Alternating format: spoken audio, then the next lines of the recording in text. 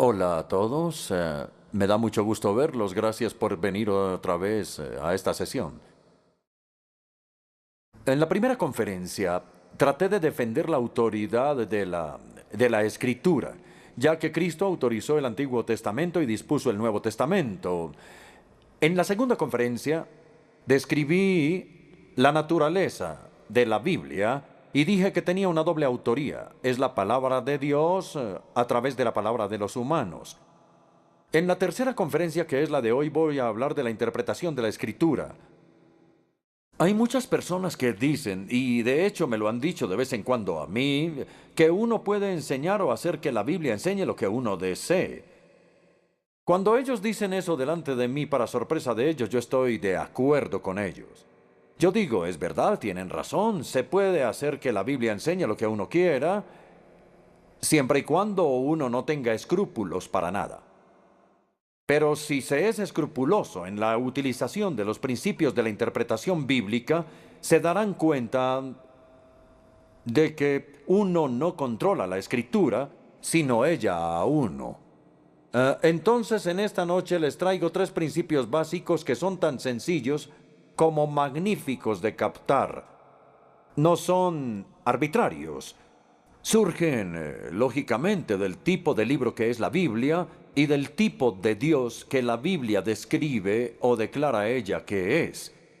Entonces, los tres principios dependen de la afirmación cristiana básica de que Dios ha hablado.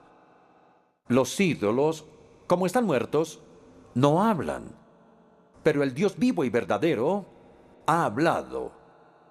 Aquí están los tres principios, ustedes los tienen ahí en su resumen.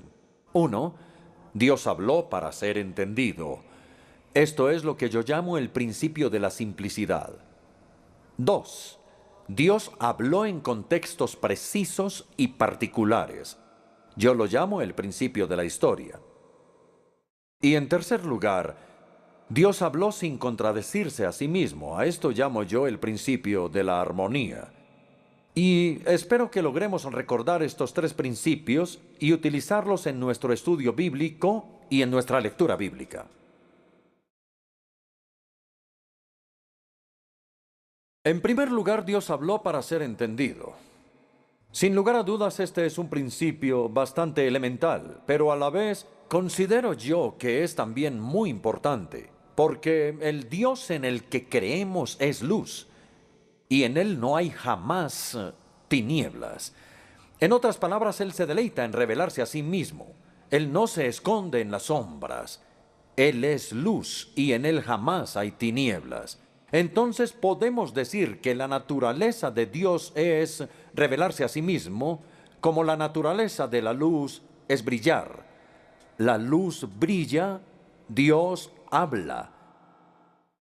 Y Él no solo es comunicativo por naturaleza, sino que se comunica a través del lenguaje. Sé que estamos de acuerdo cuando digo que el propósito del lenguaje humano es la comunicación inteligible. Hablamos cuando tenemos algo que decir y queremos comunicarlo.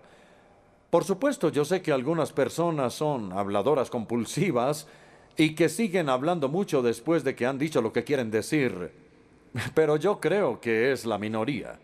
La mayoría de nosotros hablamos cuando tenemos algo que decir y algo que comunicar. Por eso dice la Biblia, tu palabra es una lámpara a mis pies, es una luz en mi sendero. Esta convicción fundamental de que Dios habló para ser entendido. Y esto es algo indispensable cuando usted y yo nos acercamos a la Escritura para leerla y estudiarla. La Biblia no está perdida en la niebla, en miasma o en bruma. La Biblia no es un libro de adivinanzas y acertijos. La intención de Dios es iluminarnos y no confundirnos. Y tenemos que tener esa confianza cuando nos acercamos a la Escritura. Esto es lo que los reformadores del siglo XVI querían decir cuando hablaron de la perspicuidad en la Escritura. Fue la palabra que utilizaron para hablar de la transparencia de la Escritura. Perspic es a través, ver a través o transparente. La Escritura tiene una cualidad luminosa. Es verdad que no todo lo que está en la Biblia es fácil de entender. Después de todo, si ustedes recuerdan, el apóstol Pedro escribió en su segunda carta que para él algunas cosas que aparecían en las cartas de Pablo eran difíciles de entender. Y si un apóstol no podía siempre entender a otro apóstol, entonces no sería muy humilde decir que nosotros sí podemos entender todo. Pero lo que los reformadores querían decir con la perspicuidad de la Escritura es que el mensaje central de la Escritura es plano, es decir, la salvación solo por gracia, a través de la sola fe, solamente en Cristo. El camino de la salvación es bastante claro, incluso para que la persona menos educada, aún el niño más pequeño, lo entienda. Entonces, nuestro primer principio es el principio de la simplicidad. Y al leer buscamos el significado llano, natural y obvio del texto en cuestión. Los reformadores alguna vez llamaron a esto el significado literal, pero a lo que ellos se referían era al sentido literal en oposición al alegórico, no al sentido literal en oposición al sentido figurado. Voy a leer una cita de Lutero, el primer gran reformador del siglo XVI. Él escribió: debemos apegarnos solo al significado simple y natural de las palabras, que dan las reglas de la gramática y los hábitos del lenguaje que Dios ha creado entre los hombres. Pero después de haber dicho eso, hay algo muy importante que aclarar, y es que el sentido natural del texto que buscamos no siempre es literal. Algunas veces, muchas veces de hecho, es figurado. Y el sentido común y el contexto con frecuencia nos van a guiar. En sus resúmenes pueden ver que puse 5 ejemplos diferentes. El primero es la utilización que el mismo Jesús hizo de las imágenes vívidas. Jesús reprendió a sus contemporáneos por el literalismo bíblico excesivo. No sé si ustedes ya habían pensado en esto. Tomemos, por ejemplo, uno de los primeros capítulos del Evangelio de Juan. En Juan 3 quedó registrada la entrevista que Jesús tuvo con Nicodemo. Él le dijo a Nicodemo: tienes que nacer de nuevo. Y Nicodemo dijo: ¿Qué quieres decir con nacer de nuevo? ¿Acaso puedo entrar por segunda vez en el vientre de mi madre para nacer? Y él le dijo: en efecto, no interpretes la Biblia de manera tan literal. No estoy hablando de un segundo nacimiento físico literal, sino de un nacimiento espiritual. En el siguiente capítulo, en el Evangelio de Juan capítulo 4, Jesús tuvo un encuentro con la mujer samaritana, si lo recuerdan, al lado de un pozo. Y él le dijo: si supieras quién es el que te habla, tú le habrías pedido y él te habría dado agua de vida. Y ella dice: pero si no tienes un balde, y el pozo es profundo. Y él dijo: en efecto, no interpretes la Biblia de manera tan literal, no hablo de agua del pozo de Jacob, estoy hablando de la vida eterna. También podemos ir al Evangelio de Juan capítulo 6, donde dice: a menos que coman de mi carne y beban de mi sangre, no tendrán vida. Y ellos dijeron: ¿cómo este hombre nos puede dar de su carne para que la comamos? Entonces tenemos que darnos cuenta de que en algunos lugares el autor utiliza imágenes muy vívidas y la idea no es tomarlas tan literalmente. El segundo ejemplo es lo que llamamos expresiones antropomórficas. Antropos es hombre y morfi es forma. Y una expresión antropomórfica es la que habla de Dios como si Él fuera un ser humano. Y entonces los autores bíblicos hacen referencias a los oídos de Dios, a sus ojos, a su boca, a su aliento, a sus brazos, sus manos, sus dedos, a sus pies, incluso sus fosas nasales. Pero nosotros sabemos, porque Jesús nos lo dijo, que Dios es espíritu. Como Él es espíritu, no tiene oídos, ni ojos, ni nada del resto. Se trata de una expresión antropomórfica que habla de Dios como si fuera un ser humano. Un ejemplo que me gusta está en el segundo libro de Crónicas, capítulo 16, versículo 9, donde leemos: el Señor recorre con su mirada toda toda la tierra y está listo para ayudar a quienes le son fieles. Y no esperamos ver nosotros un par de ojos que recorren toda la tierra, no. Y sabemos perfectamente que lo que significa es que Dios está alerta, busca personas a quienes Él pueda ayudar de verdad, ayudarlas en todo. Estas son las expresiones antropomórficas. El tercer ejemplo es la poesía. Hay mucha poesía en la Biblia. El mejor ejemplo, creo yo, es el Salmo 19. Los cielos cuentan la gloria de Dios y el firmamento proclama la obra de sus manos. Y un poco después en el Salmo el salmista dice, el sol nace de un extremo de los cielos. Eso no nos obliga a tener una perspectiva precopérnica del universo, sino que en 3 versículos sucesivos del Salmo 19, el sol es comparado con alguien que mora en una carpa, que mora en el tabernáculo, con el novio que sale de la cámara nupcial y con un atleta que está recorriendo el cielo. Y cuando en 3 versículos el sol es comparado con alguien que mora en una carpa, con un novio y con un atleta, uno no sabe que no es prosa, eso es poesía. Nuevamente es un lenguaje figurado y no es una declaración científica. Así que estemos preparados para encontrarnos con pasajes de la Escritura que son poéticos. El siguiente ejemplo, el número 4, es el libro de la Revelación, el Apocalipsis, que es el último libro de la Biblia. Este libro está lleno de imágenes más extrañas y maravillosas aún, con dragones y el cordero y el resto. Y en el capítulo 7, el Apocalipsis 7, versículos 9 y siguientes, leemos aquí sobre la multitud, que es tan grande que nadie puede contar la multitud de los santos redimidos que estaban con túnicas blancas. Y Juan le pregunta al ángel que le está interpretando quiénes son los que están vestidos de blanco. Y el ángel responde, ellos son los que han lavado y blanqueado sus túnicas en la sangre del cordero. Bueno, yo confieso que nunca he intentado lavar mi ropa en la sangre de un cordero. Eso es un concepto bien extraño. E incluso si intentáramos hacerlo, sabríamos que la ropa no quedaría blanca. De modo que es un ejemplo y nosotros sabemos exactamente lo que quería decir, que los redimidos que estaban frente al trono de Dios son aquellos que han venido a la cruz, donde la sangre del cordero fue derramada y pusieron su confianza en Cristo como su Salvador y como resultado han sido limpiados para poder entrar a su presencia. El quinto ejemplo es un poco más controvertido. Voy a tratar de mostrarlo. Es lo que yo llamo la cuestión de la perspectiva desde la cual los autores bíblicos están mirando.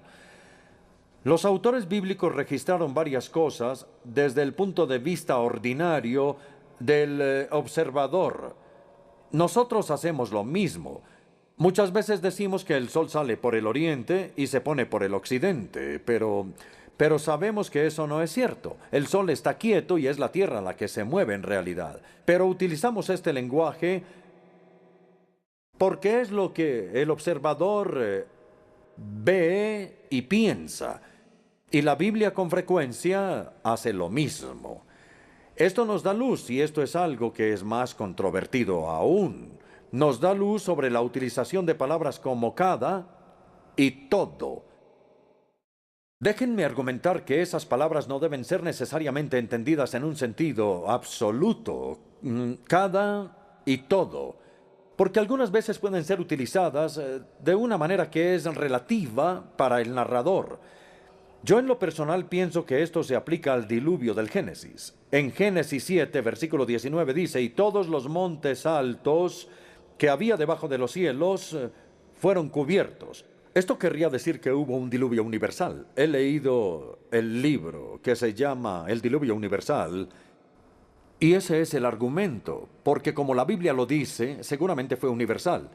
Desde mi punto de vista, son los científicos los que tienen que decir qué tan universal o qué tanto se extendió ese diluvio. Pero si se nos dejara solo con la Biblia, sería perfectamente posible argumentar, como yo lo hago, que el autor bíblico no quiere que esto se interprete como que fue un fenómeno universal. Y ahora, permítanme darles uno o dos ejemplos más. En Lucas 2, versículo 1, dice, se promulgó un edicto para que todo el mundo fuera empadronado o que participara en el censo. Todo el mundo. Nosotros no creemos que eso sea literal y que absolutamente todas las naciones hubieran sido censadas. O más impactante quizá es Hechos 2, versículo 5, que habla del día del Pentecostés y que dice, todas las naciones bajo el cielo estaban representadas allí. Todas las naciones, pero seguramente no está incluida Australia, ni Nueva Zelanda, Latinoamérica, etc. De hecho, Lucas, al escribir en Hechos su descripción del día de Pentecostés, nos dice casi inmediatamente lo que él quiere decir con todas las naciones de la tierra, porque en los versículos 9 al 11 nos da una lista de 15 grupos de la cuenca del Mediterráneo y él dice que todas las naciones del mundo conocido, todas las del mundo grecorromano estaban representadas allí. Entonces, las palabras cada y todo algunas veces son relativas al observador y a quien habla. Creo que es suficiente información para nuestro primer punto, que Dios habló para ser entendido. Examinemos el principio de la simplicidad, que es buscar el significado natural del texto. Ahora vamos al segundo punto.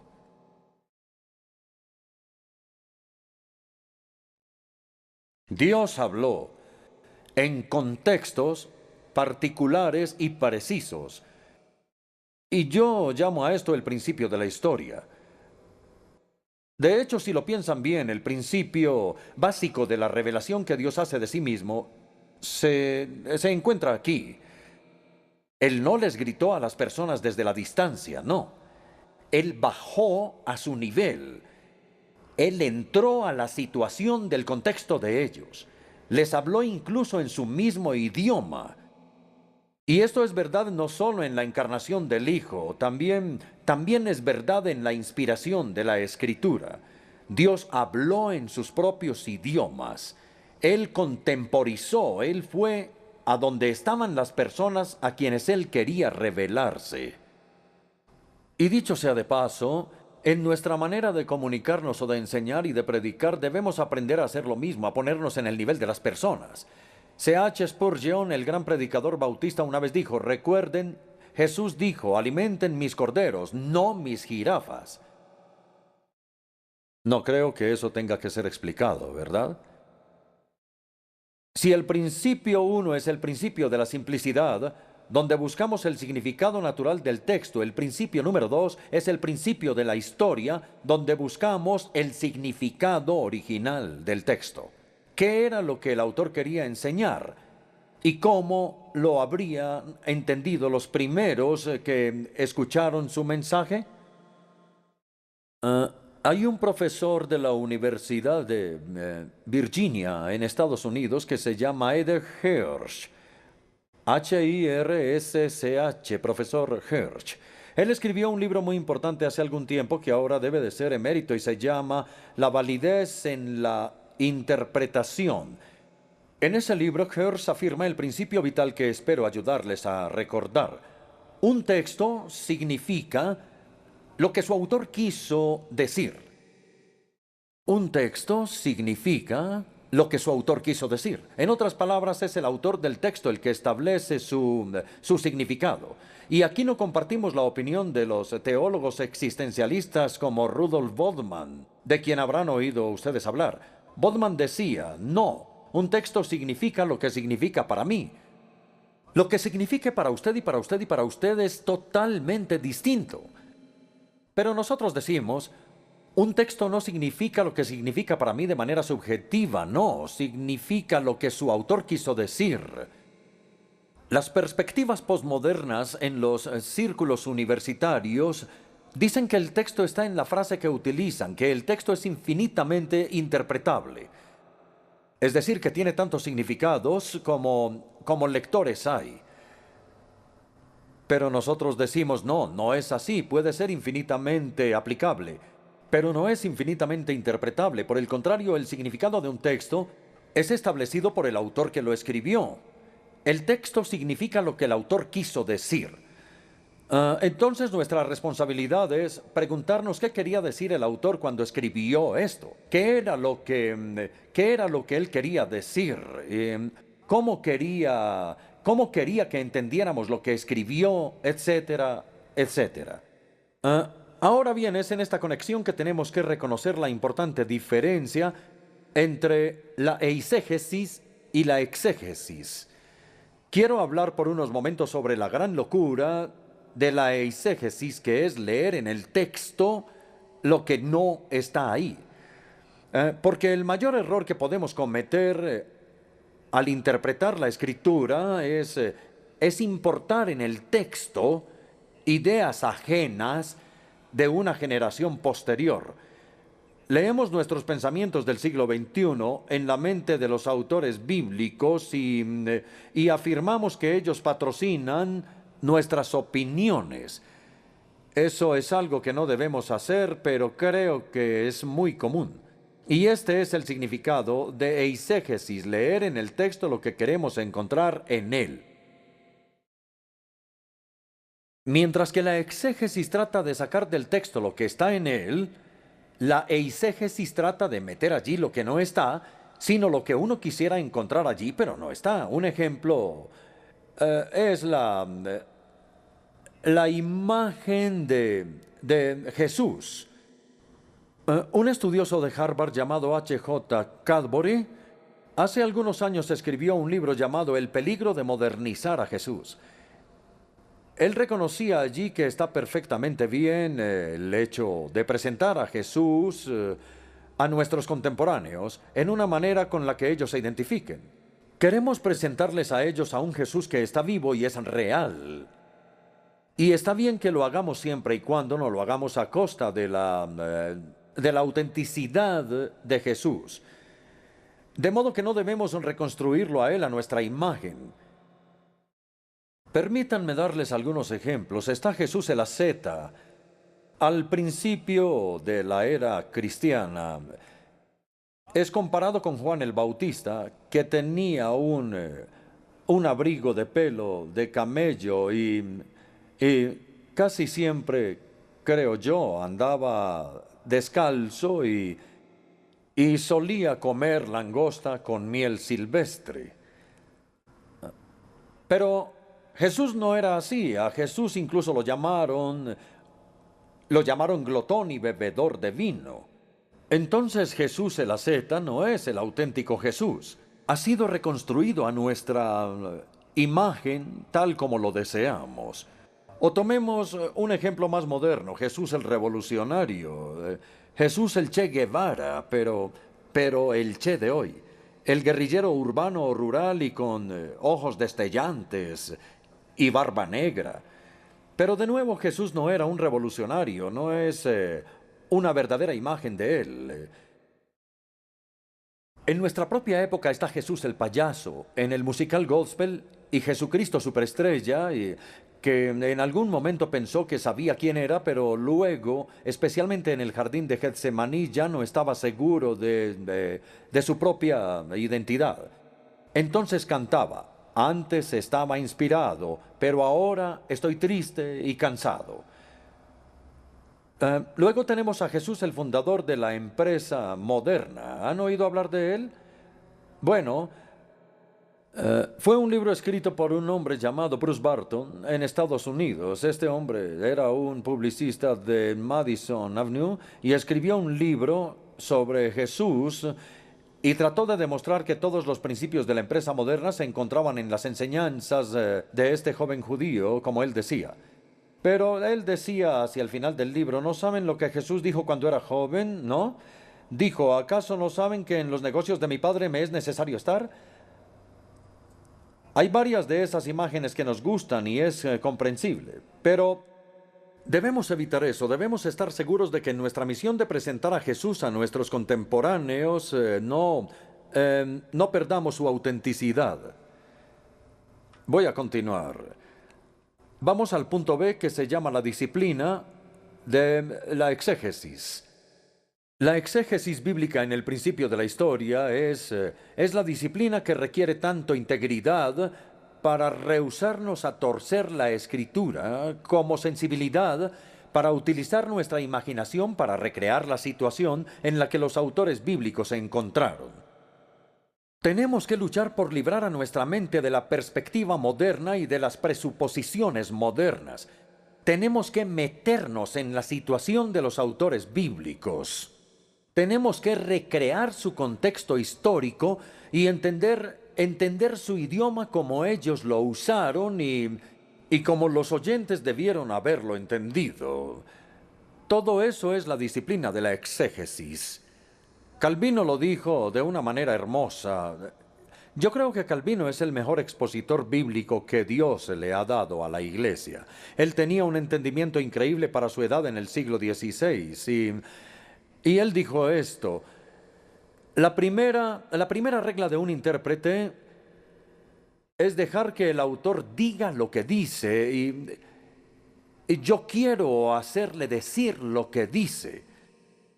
La primera regla del intérprete es dejar que el autor diga exactamente lo que dice y transmitirlo como tal.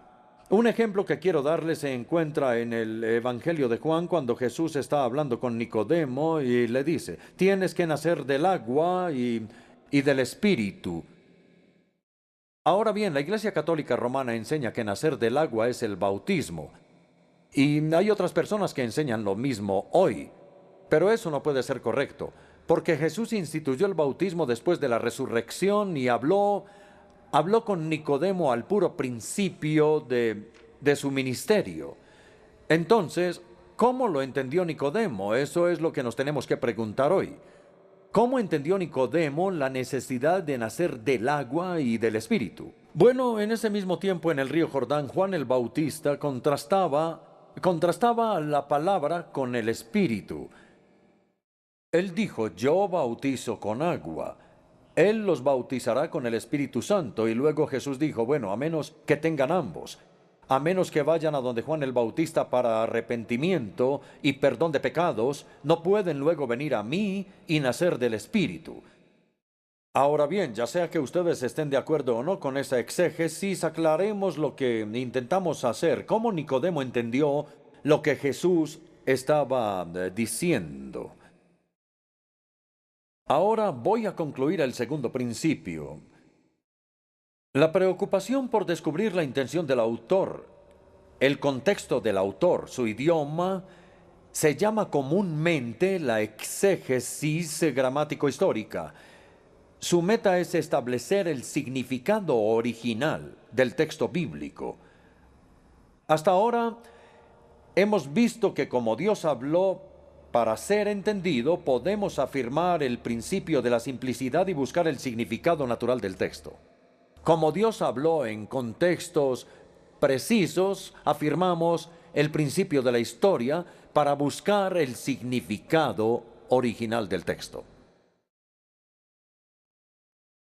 En tercer lugar, como cuando Dios habló no se contradijo a sí mismo, podemos afirmar el principio de la armonía y buscar el sentido general del texto que es iluminado por otras partes de la Escritura. Todo esto, estos tres principios surgen de la verdad que Dios ha hablado y la forma como Él lo ha hecho.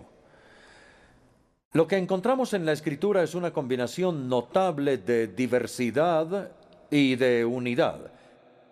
La revelación de Dios es rica en diversidad, en énfasis teológico y en medios literarios, como lo vimos la semana pasada. Sin embargo, a pesar de su gran diversidad, la revelación que Dios hace de sí mismo es consistente en toda la Escritura. Como lo leemos al principio de Hebreos, el mismo Dios que habló a nuestros antepasados en otras épocas por medio de los profetas en estos días finales ha hablado por medio de su Hijo. Y el propósito general de su revelación es evidentemente el mismo. En una palabra, es la salvación.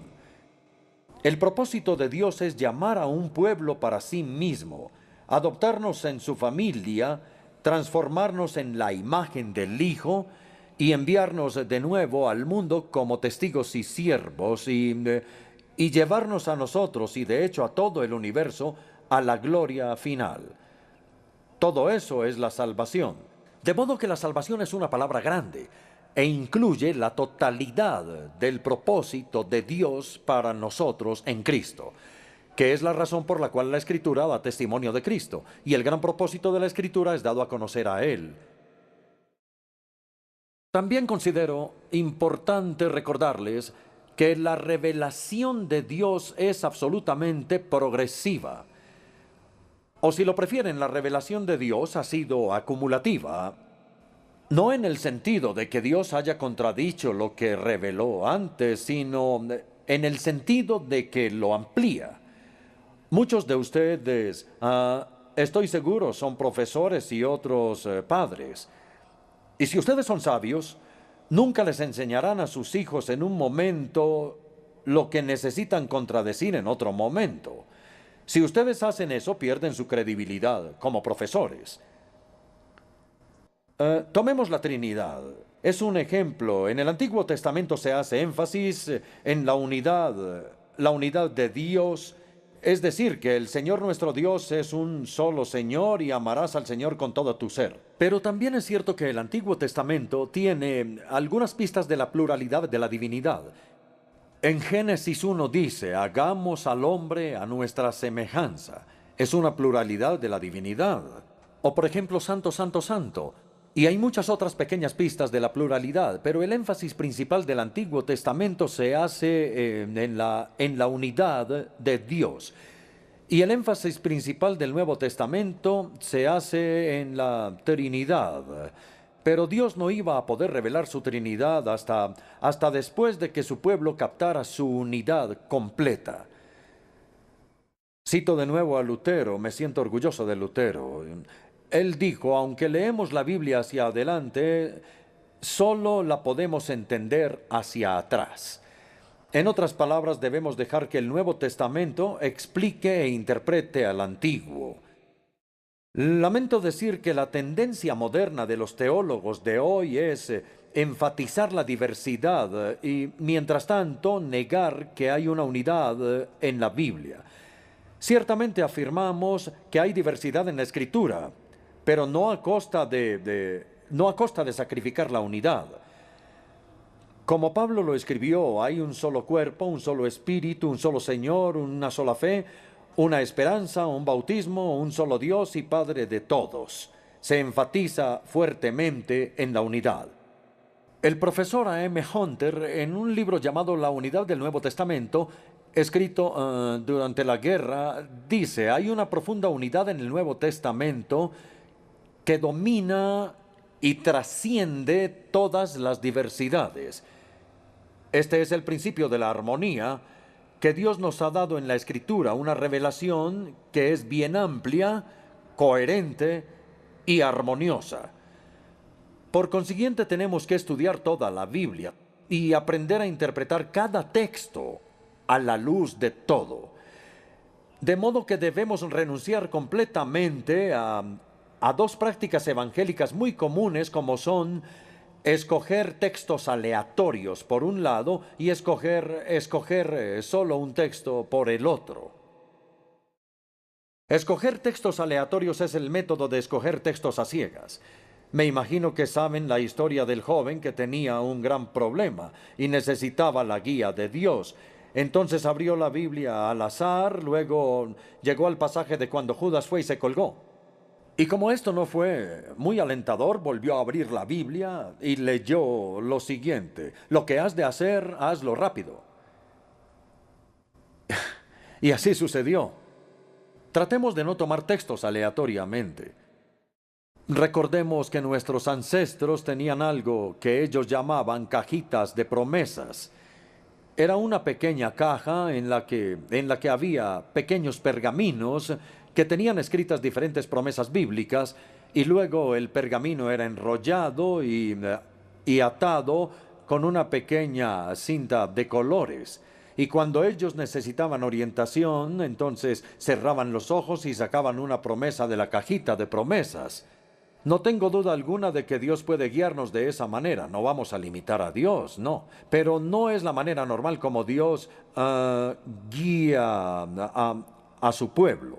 La Escritura no es una antología de frases no relacionadas.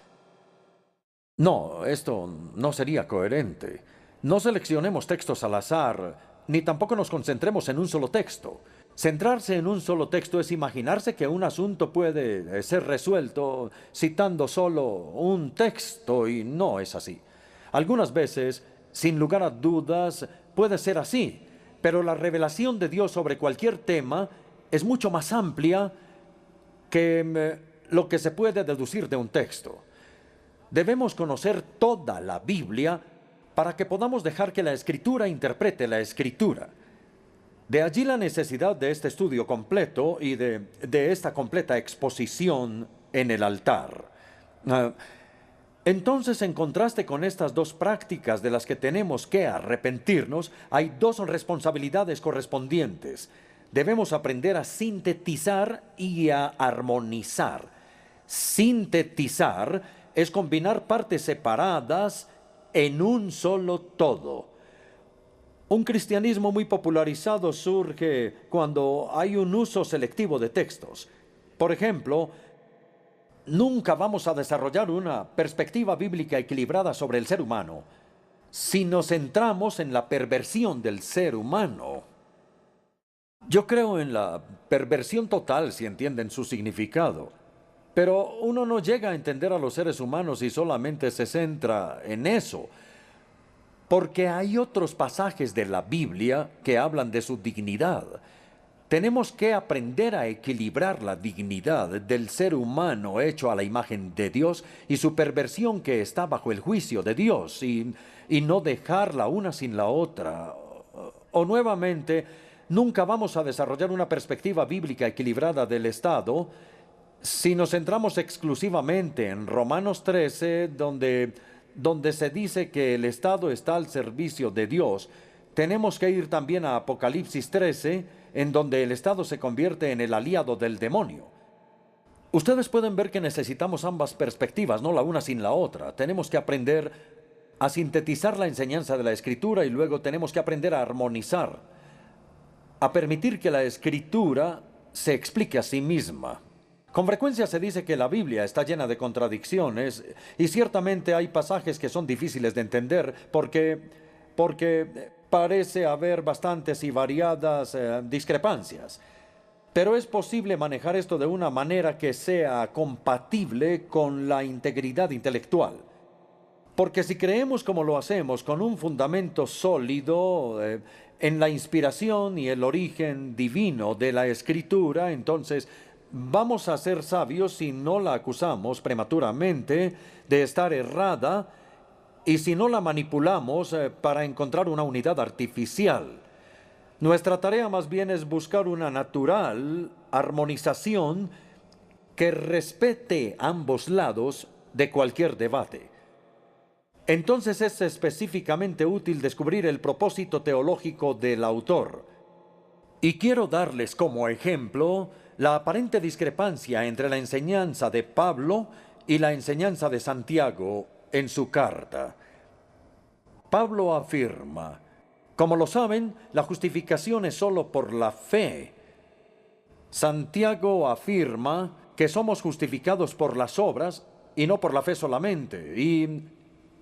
Y por eso Lutero rechazó a Santiago en el canon y dijo que era una epístola de paja.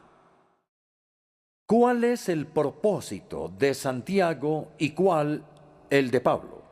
Esta es la pregunta que tenemos que hacernos para permitir una armonización. Pablo y Santiago estaban respondiendo a dos desviaciones teológicas distintas. Tenían oponentes diferentes en mente. Pablo se oponía a los judaizantes, y los judaizantes decían que la justificación es por las obras. Santiago se oponía a los intelectualizantes, que enseñaban que la justificación era por una ortodoxia aparente. A los judaizantes Pablo les dijo, la justificación no es por las obras, sino solo por fe. A los intelectualizantes Santiago les dijo, no es por una fe infértil, sino por una fe viva que hace obras. Entonces ambos apóstoles aclararon la naturaleza de una fe auténtica, es decir, que hay una confianza viva que se traduce en buenas obras. En Santiago 2, versículo 18 dice, yo te mostraré la fe por mis obras. Mientras que en Gálatas 5:8 leemos una frase de Pablo que dice, la fe obra a través del amor. Así que como ven, ambos pensaban que una fe auténtica hace obras, pero Pablo hace énfasis en la fe que se traduce en obras, mientras Santiago hace énfasis en las obras que vienen de la fe. Espero que esto esté lo suficientemente claro porque es muy importante, así que cuando la armonización no es posible y cuando la discrepancia insiste en permanecer, me parece que es más sabio, es más cristiano, confesar nuestra ignorancia que acusar a los autores bíblicos de inexactitudes. Ahora resumiré el tercer principio. La Escritura es un coherente y orgánico todo. Por eso la llamamos la palabra de Dios. La Escritura salió de una mente y de una boca, aunque la verdad tuvo la intervención de muchas mentes y muchas bocas. Fue el tema de la semana pasada. Debido a la doble autoría de la Escritura, esperaríamos a priori una combinación de diversidad y de unidad.